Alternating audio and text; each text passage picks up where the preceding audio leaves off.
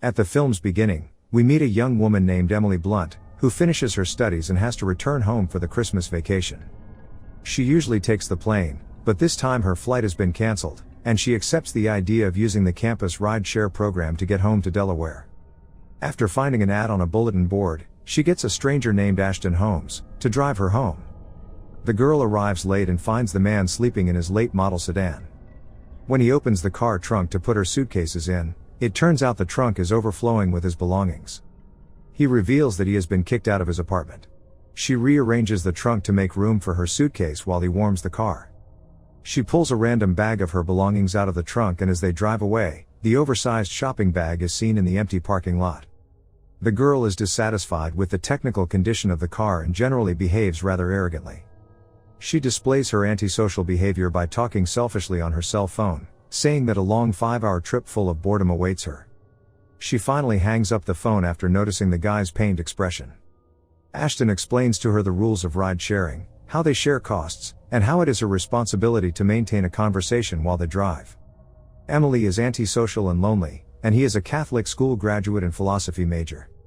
Ashton reveals that they are in the same class, but she claims it is a large class and never noticed him.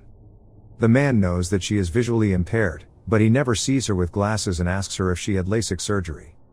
Emily is surprised that he knows about her glasses because she only wears them in the dorm. Ashton fills in the awkward pause by changing the subject. After discussing who they are and where they come from, she asks him what he thinks about reincarnation. He says he believes in the theory of infinite return, that is, when you die, you start over and live the same life repeatedly. They drive alone on the open highway while she paints her toes and ignores him. According to the time, they have been on the road for a couple of hours. Emily asks him to stop by a gas station because she needs to use the restroom. She does not want to get out of the car at the gas station because her nail polish has not yet dried. He offers to carry her on his back and does so despite her protests.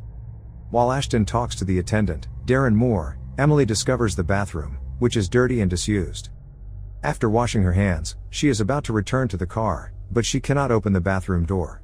It appears to be locked. She starts banging on the door for help, and although several people pass by her in the gas station, no one comes to help her. Eventually, she breaks free after pulling on the door handle. She discovers that Ashton is still talking to the clerk behind the counter. She is furious that he did not help her.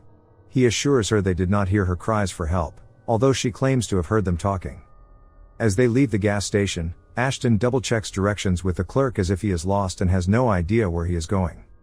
Emily confronts him, but he assures her that he is not lost.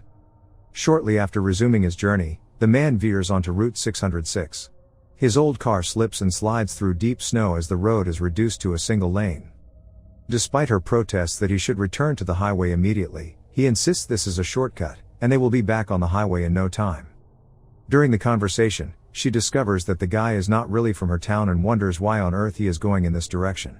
She begins to panic and asks what is happening and what he is doing. As night falls, a speeding car approaches in front of them. Ashton swerves to avoid it, colliding with a pile of snow.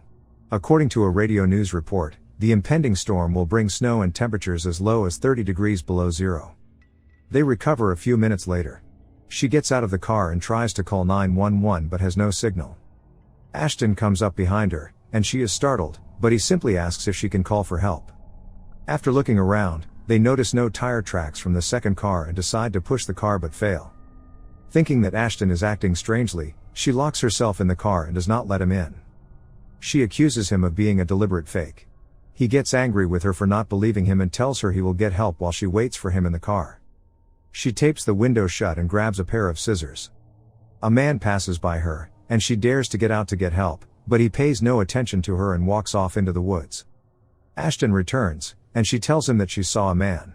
The guy says he went to the gas station, and it is closed, but Emily does not believe him because it is open 24 hours a day. They both get into the car, and he confesses that he didn't arrange this but just wanted to give her a ride home just because he likes her. They discover that the fuel tank is cracked and gasoline is leaking out. After getting dressed, they stay in the car until the girl needs to do her business. Once behind the rock, she sees priests passing by. Emily gets scared and calls Ashton.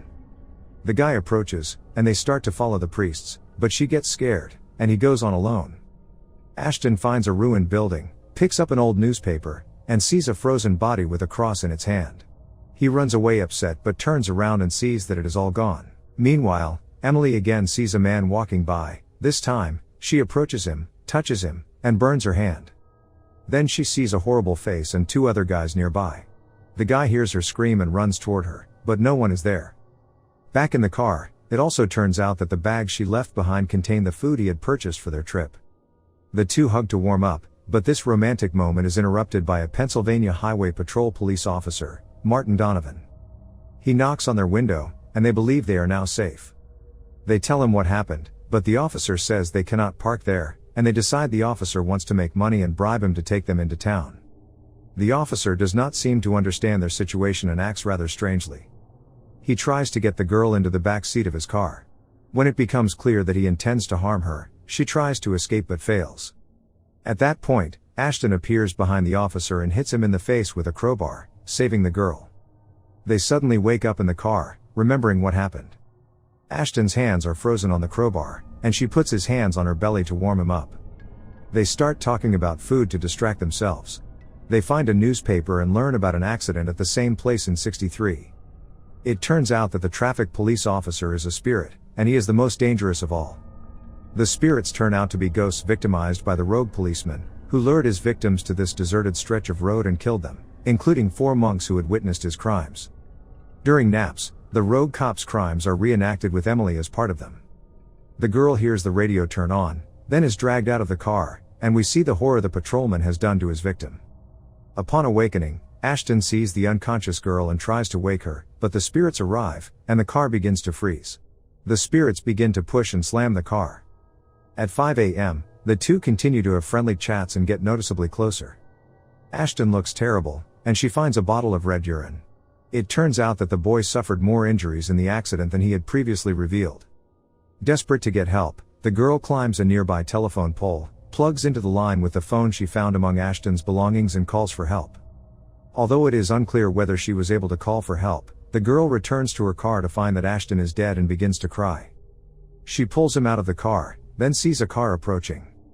It turns out to be the man she saw at the gas station, Ned Bellamy. He takes them with him and reports the incident on the radio. Ned is a tow truck operator and says he heard her 911 call. The tow truck driver says that people have been dying on that stretch of road since the 1950s because there was a bad cop killing them. Even after he was killed, the deaths continued, with people freezing to death in their cars. Soon after, the same car that Ashton and Emily encountered before they crashed appears. But the girl has already figured out what is going to happen, and they end up at the same place where the first accident happened. Both are shaken but alive after the tow truck overturns and crashes. The tow truck driver insists on getting out and helping the driver of the other car. He comes across a burning wreck at the bottom of a ravine. It is clearly the burning wreckage of the 1950s police car. Emily chases the tow truck driver into the ravine, yelling at him to stop. Meanwhile, the rogue cop is trapped in his overturned car on fire. The priests arrive, but instead of pulling him out of the wreckage, they remove his radio, preventing him from calling for help, and the vehicle is engulfed in flames. The bad cop emerges from the burning wreckage and attacks the stunned tow truck driver. When the cop's spirit touches the tow truck driver instantly freezes. The girl escapes, climbs back into the damaged tow truck, and unsuccessfully attempts to start it while the spirit of the policeman approaches and tries to attack her. At that moment, Ashton's spirit appears and once again defeats the spirit of the rogue policeman. Strangely, the next morning she wakes up again in the car and cries. The girl gets out of the car after seeing Ashton's ghost standing in the woods. He apologizes and says that if they had more time, he would explain everything to her. She accepts his good intentions and follows him into the woods. They pass through the hut where priests and monks once lived and various other signs of the carnage carried out by the rogue policeman over the years. They arrive at the gas station where they had stopped hours earlier for gas and a bathroom break. Paramedics arrive to treat the girl, and the film ends with her pulling out a single photograph she took of Ashton.